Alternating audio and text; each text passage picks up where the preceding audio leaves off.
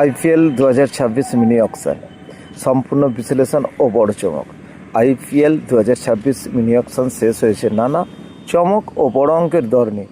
এবারের নিলামে একাধিক তারকা ক্রিকেটার দল বদল করেছেন, যা আইপিএলের সমীকরণ পুরোপুরি বদলে দিতে পারে।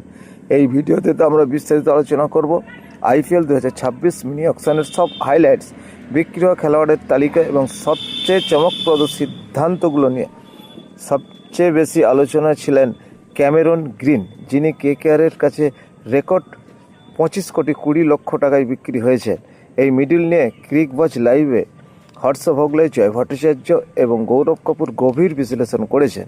গ্রিন কি সত্যিই এই দামের যোগ্য? কেকেআরের এই কমিউনিকেশনের তিনি কতটা গুরুত্বপূর্ণ ভূমিকা নিতে পারেন? অন্যদিকে ভেঙ্কটেশ আইয়ারে চলে গেলেন রয়্যাল চ্যালেঞ্জার বেঙ্গালুরুতে, যা অকশনের অন্যতম বড় চমক। আরসিবি কি অবশেষে তাদের মিডল অর্ডারের সমস্যা মেটাতে পারল? ভেঙ্কটেশ অনুভূতি দলে কি পরিবর্তন আনবে, তা নিয়ে থাকছে বিস্তারিত আলোচনা।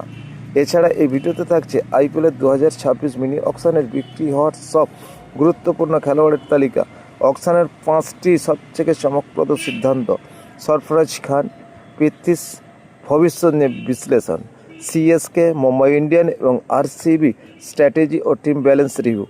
কোন দল অ্যাকশনের সবথেকে লাভবান হলো আর কে পিছিয়ে পড়লো? তুমি যদি আইপিএলের ফ্যান হও তাহলে এই ভিডিওটি একদম মিস করা যাবে না, শেষ পর্যন্ত দেখো, কারণ শেষ অংশে থাকছে আমাদের এক্সপার্ট মতামত ও সম্ভাব্য আইপিএলের 2026 11 প্রেডিকশন। ভিডিও ভালো লাগলে লাইক করো, আইপিএল আপডেট পেতে চাইলে সাবস্ক্রাইব করো, কমেন্ট জানাও কোন দল এই অ্যাকশনের পর সবচেয়ে শক্তিশালী।